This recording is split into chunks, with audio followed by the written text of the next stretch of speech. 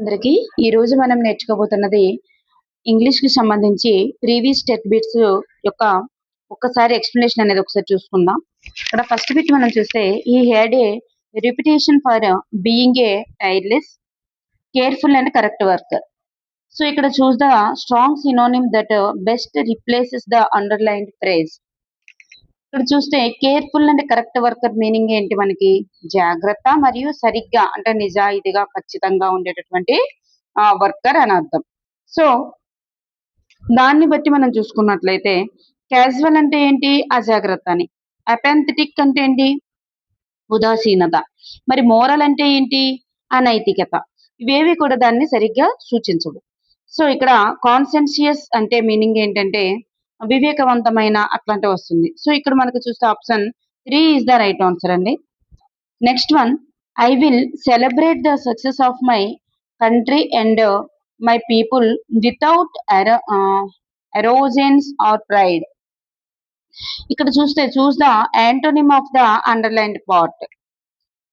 So ఇక్కడ గీత గీసిన పదానికి అర్థం ఏంటంటే అహంకారం లేదా గర్వం లేకుండా అని అర్థం. అరోజన్స్, వితౌట్ అరోజన్స్ ఆర్ ప్రైడ్ అంటే గర్వం లేకుండా అహంకారం లేకుండా అని అర్థం. సో దానికి సరైన సమాధానం ఏంటంటే గర్వంగా లేదా అహంకారంగా అని చెప్పేసి మీనింగ్ రావాలి కదా. సో ఇక్కడ ప్రౌడ్లీ అంటే మీనింగ్ ఏంటి? మనకి గర్వం కదా. So the right answer is proudly. Choose from the following phrases a common idioms meaning to disappear completely without a trace. ఇక్కడ చూస్తే ఇక్కడ ఏమవుతుందంటే డిసపియర్ అంటే కనిపించకుండా పోవడం, కంప్లీట్లీ వితౌట్ ఏ ట్రేస్ అంటే ఏంటి? జాడ లేకుండా, అసలు పూర్తిగా జాడ లేకుండా అదృశ్యమైపోవడం అనే మీనింగ్ వస్తుంది అనమాట. సో ఆ దానికి జాతీయాన్ని మనకి కొనుక్కోమంటున్నారు. జాతీయం చూడండి, ఇది మనకి జాతీయం కొనుక్కోమంటున్నారు. ఫ్రేజ్ అంటే జాతీయం. సో డిజాల్వ్డ్ ఇంటూ ఏ పడిల్, అలాగే ఎవాపరేటెడ్ విత్ ద విండ్, అలాగే vanished into thin air, turned invisible అని చెప్పేసి మనకి ఇచ్చారు. అంటే ఏంటి? నీటి గుంటలో కలిసిపోవడం. ఫస్ట్ డిజాల్వ్డ్ ఇంటూ ఏ పడిల్, సో గాలికి ఆవిరైపోయింది. ఎవాపరేటెడ్ విత్ ద విండ్, అలాగే లాస్ట్ దాని మీనింగ్ ఏంటి? టర్నడ్ ఇన్విజిబుల్ అంటే అదృశ్యం అయిపోయాడు. సో ఇక్కడ థర్డ్ ఏంటి? వానిష్డ్ ఇంటూ థిన్ ఎయిర్ అంటే ఏంటి? అదృశ్యం అయిపోయాడు. సో మన గాలిలో కలిసిపోయారు. సో దానికి మీనింగ్ ఏంటంటే మనకి గాలిలో కలిసిపోవడం అనేటటువంటిది మనకి కరెక్ట్ అర్థాన్ని ఇస్తుంది. Next one, it was an amazing dash to she. ఇక్కడ చూస్తే choose the correct option to fit in the blank. ఇక్కడ ఏమన్నారు? It was an amazing to see అంటే ఏంటి? సముద్రయానం అనేటటువంటిది ఒక అద్భుతంగా ఉంది అని చెప్పేసి ఇచ్చారనమాట. సముద్రం అనేటటువంటిది ఒక అద్భుతంగా ఉంది అంటే అక్కడ మనకి రైట్ ఆన్సర్ ఏమవుతుంది అంటే సైట్, SIT అంటే చూడ్డానికి. ఇక్కడ CIET సైట్ అంటే ఉటంకించడం, అలాగే SIT సైట్ అంటే ఒక ప్రదేశము, మరి CIGHT సైట్ అంటే ఇది పదం కూడా కాదు. సో మనకి ఇక్కడ option 2 is the right answer అండి. SIGHT సైట్ అంటే చూడ్డానికి అని అర్థం అనమాట. Next one, when I'm driving I always wear dash if it's very bright and sunny. ఇక్కడ ఏమంటున్నారంటే వెన్ ఐఎమ్ డ్రైవింగ్ అంటే నేను ఎప్పుడైతే డ్రైవింగ్ చేస్తున్నానో అక్కడ బయట చాలా ప్రకాశవంతంగా ఎండగా ఉంటే ఎల్లప్పుడూ కూడా నేను ఇలాంటివి ధరిస్తాను అని చెప్పేసి. సో ఎలాంటివి ధరిస్తారు? సన్ గ్లాసెస్ కదా మనం ధరిస్తాం. So sunglasses is the right answer. Next one, she has a heart of stone. Choose the correct figure of speech used in the above. ఇక్కడ చూడండి, she has a heart of stone అని చెప్పేసి మనకి ఇచ్చారు. అంటే ఆమెకి రాతి గుండె ఉందంట. ఆమెకి రాతి గుండె ఉంది. ఈ వాక్యంలో మనకి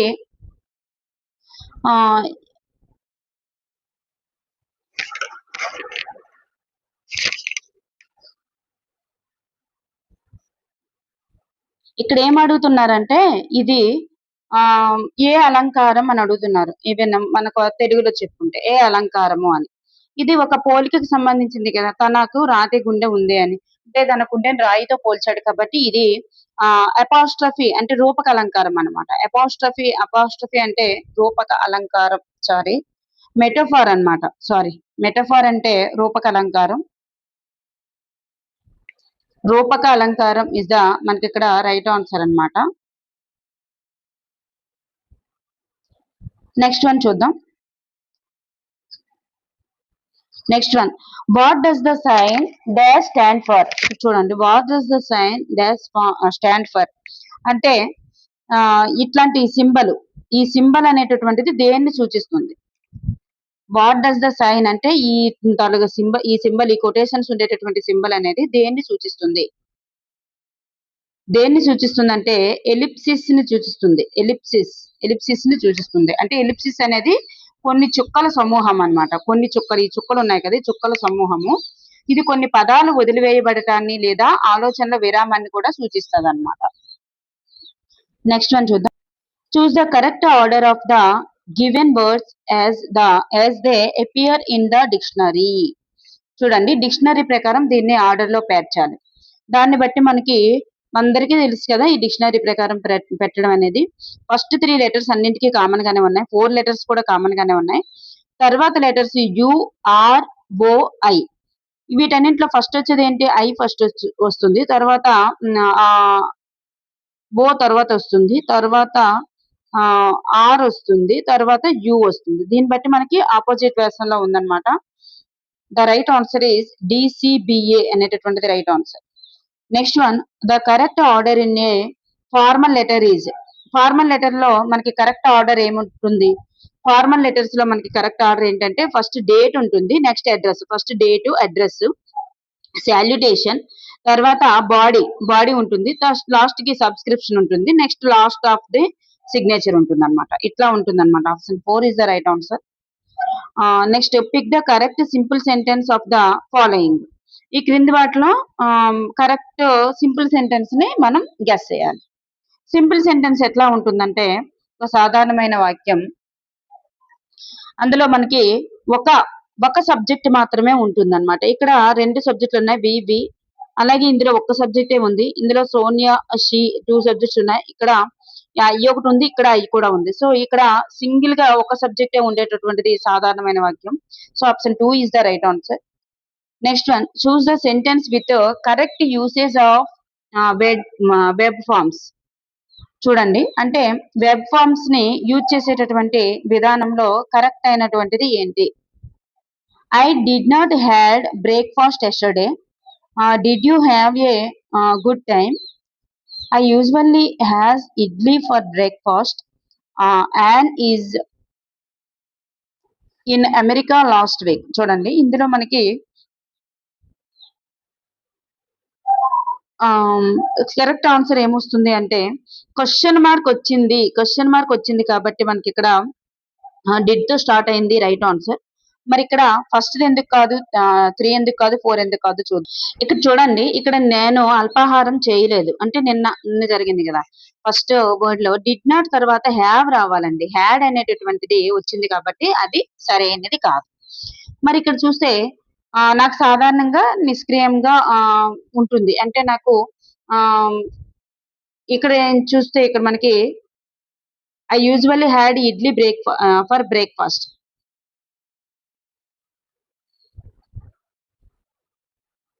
నెక్స్ట్ ఇక్కడ చూస్తే యూజువల్లీ హ్యాజ్ అనేటటువంటిది ఐకి హ్యాజ్ అనేటటువంటిది ఇక్కడ రాదు. అలాగే ఇక్కడ an is an American last week. ఇక్కడ చూడండి, అమెరికా లాస్ట్ వీక్ లో తను ఉండింది. అయితే ఉన్నప్పుడు ఏం రావాలి? హ్యావ్ అట్లాంటివి రావాలి తప్ప ఈజ్ అనేటటువంటిది రాకూడదు. సో అందుకు ఇక్కడ మనకి option 2 is the right answer. Identify the parts of speech for the underlined word. ఇక్కడ అండర్లైన్ వర్డ్ లో ఉన్నటువంటి పార్ట్స్ ఆఫ్ స్పీచ్ ఏంటి? హోల్ అనేటటువంటిది మరి ఏంటి అంటే అది ఒక అడ్జెక్టివ్ అన్నమాట. Next one, complete the sentence with correct usage of articles or no article.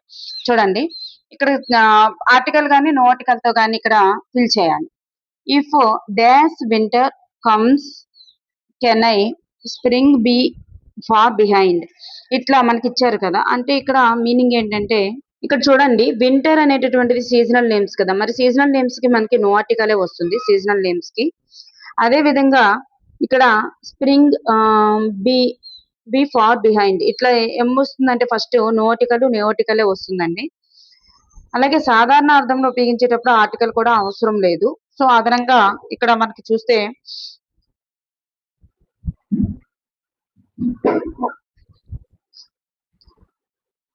So seasonal names ముందు మనకి రాదు, ఇట్లా సాధారణ వాక్యం ముందు కూడా మనకి రాదు. So option 4 is the right answer.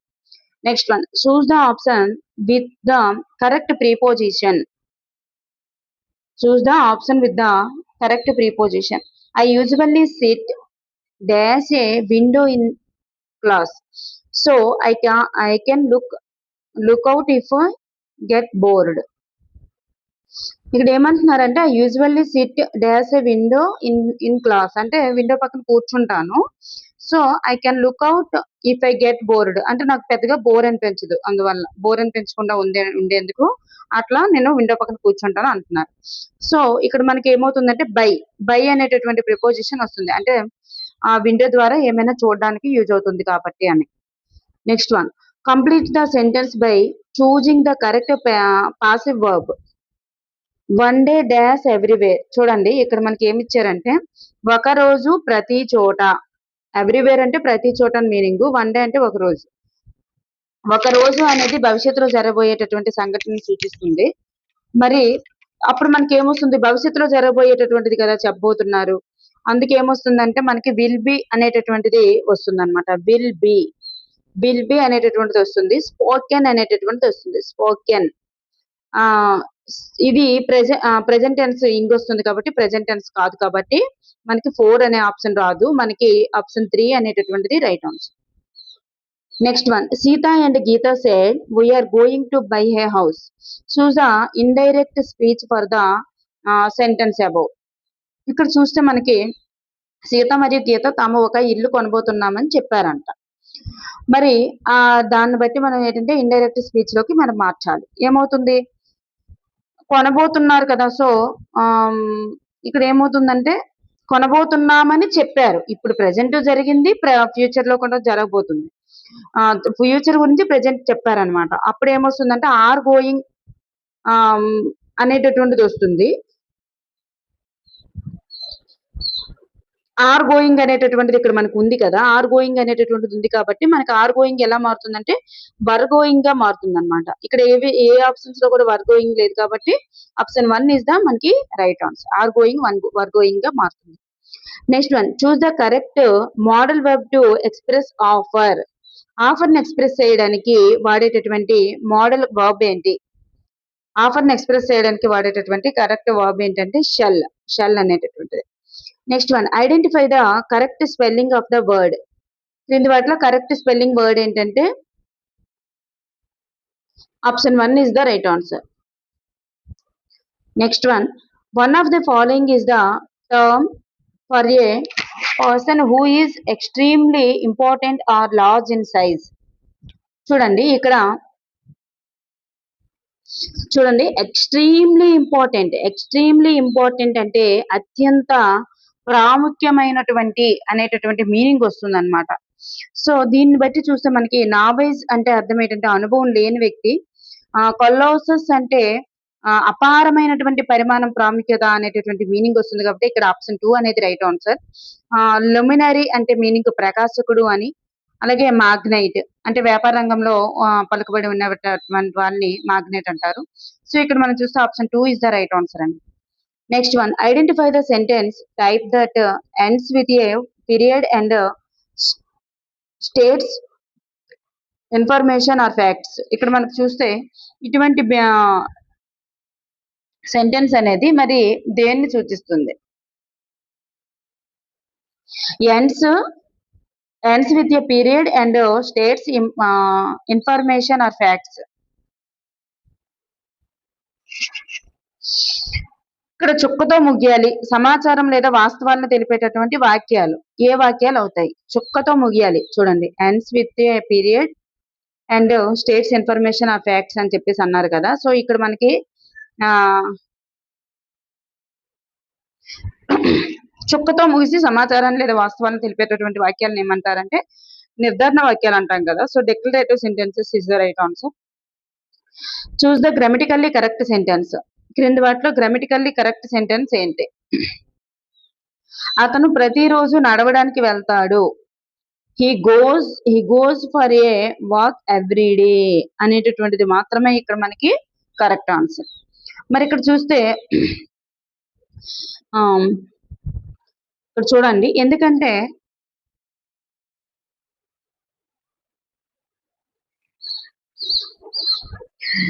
ఇప్పుడు వర్తమాన కాలంకి వచ్చేసరికి అంటే ప్రెజెంట్ టెన్స్ కి వచ్చేసరికి ప్రెజెంట్ టెన్స్ లో మనకి ఎస్ కానీ ఈఎస్ కానీ రావాలి కాబట్టి ఇక్కడ మనకి రైట్ ఆన్సర్ అనమాట. 1, 2 అనేటటువంటిది సరికాదు, ఎందుకంటే గో, డోంట్ అనేటటువంటి క్రియారూపాలు ఉన్నాయి కాబట్టి ఇక్కడ ఇవి సరికాదన్నమాట. అలాగే డస్ నాట్ అనేటటువంటిది కూడా అనేది కూడా సహాయక క్రియగా ఉంది ఇక్కడ. ఇది కూడా సరికాదన్నమాట. Next one, pick out the adjective clause in the given sentence. The dog that bites does not bark. ఇక్కడ చూడండి ఇందులో మనకి యాడ్జెక్టివ్ అనేటటువంటిది కనుక్కోమంటున్నారు. ఇందులో యాడ్జెక్టివ్ ఏమవుతుందంటే దట్ బైట్స్ అంటే అది కరుస్తుంది, దాని యొక్క గుణాన్ని తెలియజేసేది కదా. So speciality.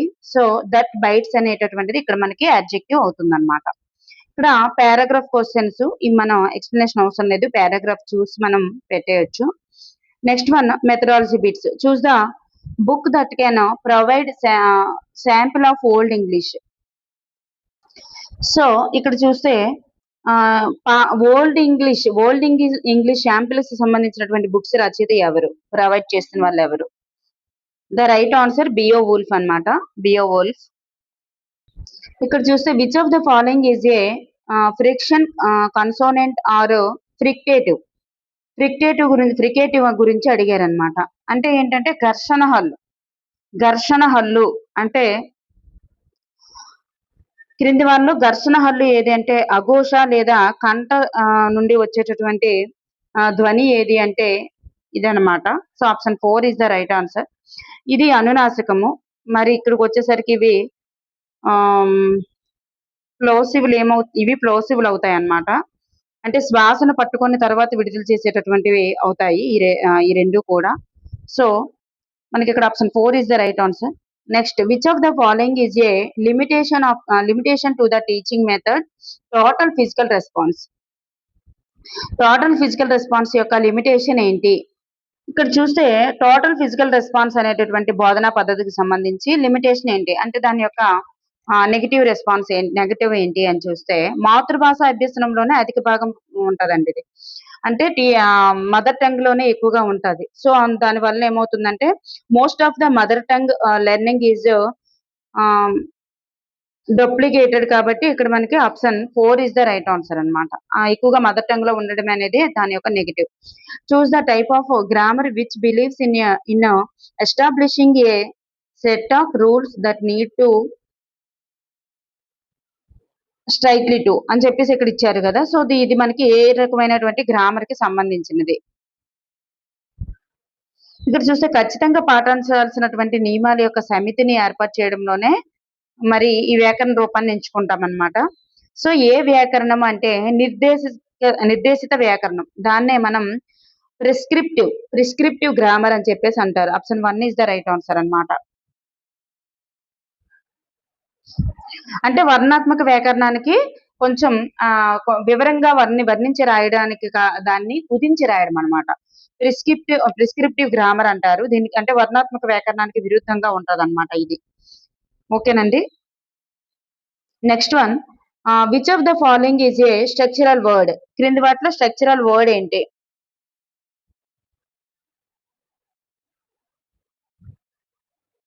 స్ట్రక్చరల్ వర్డ్ ఏంటి అంటే వైజ్, మ్యాన్, వజ్, పేషెంట్లీ. మనకి ఏంటంటే గ్రామర్ కి సంబంధించినవన్నీ కూడా మనకి స్ట్రక్చరల్ వర్డ్స్ కింద వస్తాయి అన్నమాట. వాటిని మనం ఫంక్షనల్ వర్డ్స్ అని కూడా అంటారు. స్ట్రక్చరల్ వర్డ్స్ లేదా ఫంక్షనల్ వర్డ్స్ ఈజ్, వజ్, వర్ ఇట్లాంటివన్నీ కూడా స్ట్రక్చరల్ వర్డ్స్ కిందకే వస్తాయి. Next one, SAT stands for scholastic achievement test scholastic achievement test అన్నమాట. ఓకే అండి. Thank you for everyone.